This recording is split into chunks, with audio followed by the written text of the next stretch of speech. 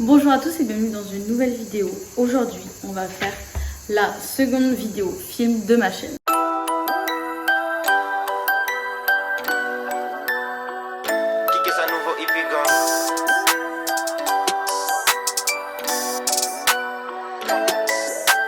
Vidéo film, qu'est-ce que c'est? Je vous parle des 10 derniers films que j'ai vus et je vous dis ce que j'en ai pensé. Ça peut peut-être vous donner des idées de films à regarder si vous n'avez plus trop regardé sur Netflix ou autre. Et ça peut aussi vous éviter de regarder des daubes.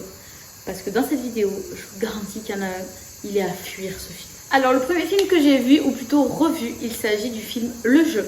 C'est un film que j'avais déjà vu au cinéma au moment de sa sortie il y a quelques années.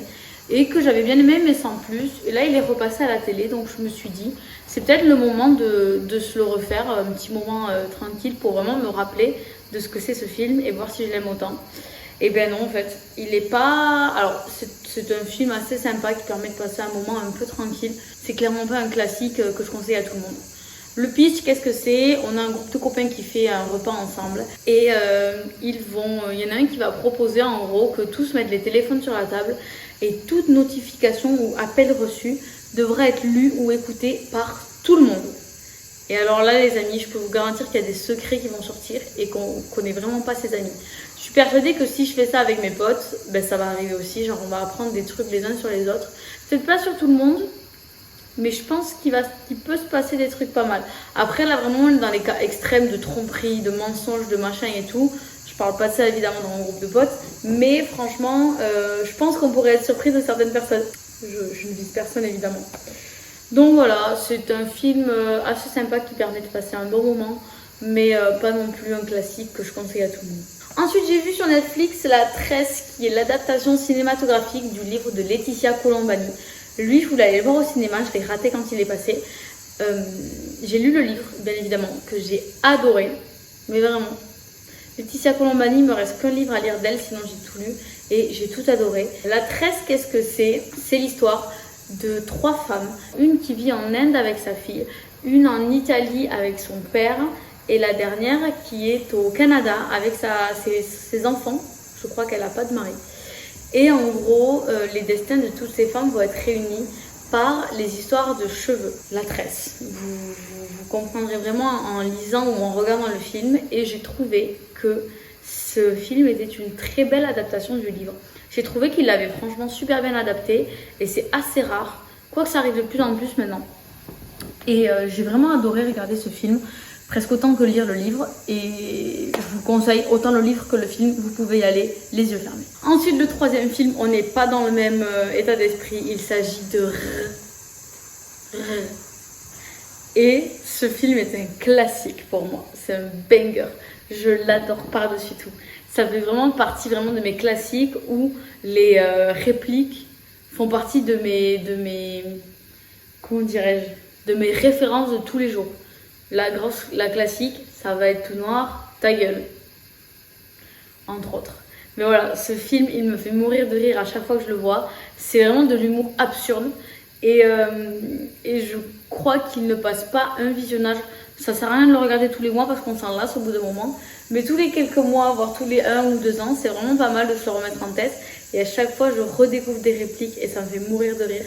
Ce film est à regarder entre potes pour bien se marrer. Il faut avoir l'humour, mais il est vraiment terrible. J'adore ce film. Ensuite, j'ai vu La Chambre des Merveilles, qui là aussi est une adaptation, mais là du livre de Julien Sandrel. J'avais adoré le livre, il m'avait vraiment beaucoup touchée. Et là, j'ai enfin pu voir le film. Pareil, je l'avais loupé quand il est sorti au cinéma, donc j'ai profité d'un soir là où il est passé à la télé pour me le mater. Et franchement, j'ai bien aimé le film. Mais je trouve que l'adaptation n'est pas aussi fidèle que je l'aurais souhaité. Attention, c'est un très beau film qui fait passer beaucoup d'émotions. J'ai adoré le regarder. Mais voilà, comme je vous dis, je dis pas que c'est une mauvaise adaptation. Je dis juste qu'elle est peut-être pas aussi fidèle au livre que d'autres films qu'on a pu voir. Et qui sont eux également adaptés de livres. Bref, j'ai adoré dans tous les cas. Je vous conseille de lire le livre. Je vous conseille de regarder le film. Vous pouvez y aller. Il est terrible. Je vous ai pas parlé de l'histoire. L'histoire, c'est un petit garçon au début du film qui est avec sa maman et qui se fait renverser en skate par un camion. Donc il se retrouve dans le coma et sa maman trouve un cahier avec les 10 choses, je crois, à faire avant de mourir ou quelque chose comme ça. Et donc elle se met en tête de faire toute la liste de souhaits de son fils et de filmer ses aventures pour les lui raconter et lui montrer pendant qu'il est dans le coma et pour essayer un petit peu de le motiver, de le faire sortir du coma. Très beau film, très beau livre, je vous les conseille, foncez, allez-y. Ensuite j'ai vu sur Netflix Les Dessous de la famille. Ce film est nul de chez nul. Je l'ai mis pareil un soir, je cherchais un truc vraiment sans prise de tête à regarder en mangeant pour me poser tranquillou sur le canapé. J'ai passé l'heure et demie du film à me demander pourquoi je le regardais encore.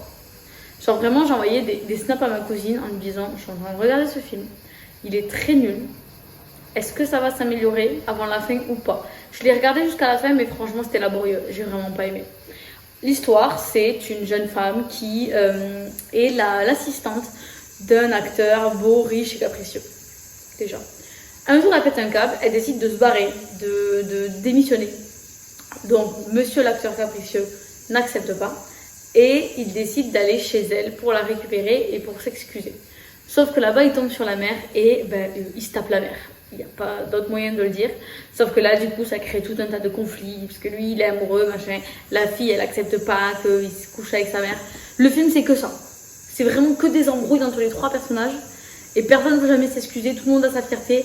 Ils s'embrouillent, ça va un peu mieux. Ils se re-embrouillent, ça va un peu mieux. Non, en fait, c'est nul. Il n'y a pas de fond, il n'y a pas de forme, il n'y a pas d'histoire. J'ai pas aimé. Non, je suis désolée. Mais pour moi, j'ai vraiment pas aimé ce film. Je l'ai vraiment pas trouvé bien du tout. Fuyez-le. Ensuite, j'ai vu Le Robot Sauvage, qui est un dessin animé qui est sur Canal+. Il est exceptionnel. Excusez-moi, mais ce dessin animé m'a pris au trip. Il est si beau, il est si bien fait. Pour l'histoire, donc c'est un robot qui se retrouve largué sur une île sauvage où il n'y a aucune humanité, sachant que c'est un robot qui est censé répondre à tous les besoins des humains. Sauf que là, du coup, il n'y a pas d'humains. Donc, il va se reprogrammer pour pouvoir comprendre les animaux et interagir avec eux et les servir. Sauf que ça ne se passe pas comme ça dans le monde sauvage. Et j'ai trouvé que ce film était une très belle histoire d'humilité, une très belle histoire de vie, qu'elle remet en cause beaucoup de choses sur les nouvelles technologies par exemple.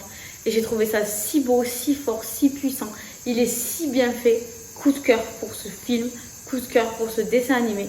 Je vous conseille fois 1000, allez voir Le Robot Sauvage, il est exceptionnel. Ensuite, deuxième film d'animation que j'ai vu, deuxième dessin animé, deuxième film jeunesse.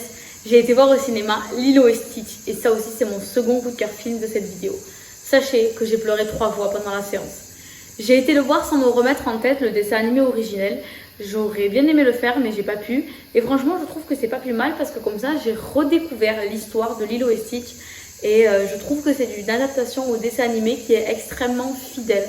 J'ai adoré. Gros plus pour le choix des acteurs. Le casting est exceptionnel de ce film. Ils ont trop bien géré leur casting. J'ai adoré ce dessin animé. Si demain quelqu'un veut retourner le voir avec moi au cinéma, mais c'est avec plaisir, on y va de suite. Je veux revoir Lilo et Stitch. J'ai ensuite vu un autre film sur Netflix qui s'appelle La Folie des hauteurs. C'est un film allemand qui parle de personnes qui bousculent tous les codes de l'immobilier pour faire des magouilles et avoir plein d'argent, devenir riche. Sauf que ça se passe pas vraiment comme ils veulent. Sinon c'est pas drôle. C'est pas le film de l'année mais il est assez sympa à regarder. C'est pas un navet non plus. Donc je suis assez mitigée sur ce film. Je passe un moment assez sympa devant. Mais voilà, c'est pas non plus le film de l'année mais il est cool. Je vous le conseille à moitié. Ensuite un autre film sur Netflix. J'ai regardé Apprentis parents. Et ça j'ai trouvé que c'était un très beau film. Pour l'histoire c'est un couple qui parle d'avoir ou non des enfants. Et lui, il lâche une blague en disant que, en gros, il faudrait qu'ils aient un enfant déjà il y a 5 ans pour passer l'étape des couches, machin et tout. Sauf qu'en fait, elle va le prendre au sérieux et ils vont se lancer dans le processus d'adoption pour adopter un enfant. Sauf qu'au lieu d'adopter un enfant, ils vont adopter 3 ados. Une fratrie, une ado de 15 ans et les 2 autres sont plus petits. Et en fait, ça pose tout un questionnement sur l'adoption. Ça remet en cause la légitimité des gens à être ou non parents, justement aussi aux gamins, est-ce qu'ils vont eux s'adapter dans cette nouvelle famille? Il y a des petits clashs du style t'es pas ma mère ou des conneries comme ça, bon ça c'est vraiment évident. Et en fait j'ai trouvé ce film vraiment très très beau. Il remet plein de choses en cause, plein de choses en place aussi. Il nous donne des petites leçons de vie et il est aussi assez drôle. Je l'ai trouvé hyper sympa, franchement je me suis régalée à le regarder. Et je vous conseille, si vous voulez un film un peu sympa à regarder en famille, ça peut être très très sympa aussi, je vous conseille. Je l'ai vraiment bien aimé, donc les apprentis parents sur Netflix. Et enfin, le dernier film de cette vidéo, il s'agit d'un classique cinématographique que je n'avais pas encore vu. Je vous jure, je ne l'avais jamais vu avant hier soir. Je l'ai regardé hier soir et donc je vous filme cette vidéo à chaud. Il passait à la télé, il s'agit du Dîner de cons. Je n'avais jamais vu ce film, même si je sais que c'est un gros classique. Surtout pour toi Manon, si tu regardes cette vidéo, je sais que ce film, tu l'aimes au plus haut point. Donc je l'ai regardé en pensant à toi, bien évidemment. Et franchement, j'ai passé un bon moment. J'ai enfin toutes les fameuses références que je connaissais parce qu'elles passent sur les réseaux, etc. Mais je les ai, ça y est. Ça y est, je les ai et franchement, j'ai bien aimé ce film. Là aussi, c'est de l'humour un peu absurde. Et je pense que c'est ce qui fait la beauté de ces films, les films de l'époque, c'est de l'humour absurde comme ça. Il n'y a plus beaucoup de films dans ce genre en ce moment. Et c'est peut-être un petit peu dommage. En tout cas, si vous ne connaissez pas, regardez-le parce que je vous jure que c'est un classique et qu'il vaut le coup d'être vu au moins une fois dans sa vie. Voilà, c'est tout pour les 10 derniers films que j'ai vus et ce que j'en ai pensé. Et vous, est-ce que vous avez vu des films récemment qui vous ont marqué ou des trucs que vous avez trouvé archi nuls et qu'il faut que tout le monde évite à tout prix? En attendant, je vais aller de ce pas continuer à regarder des films pour vous faire une autre vidéo film et je vous dis à très vite.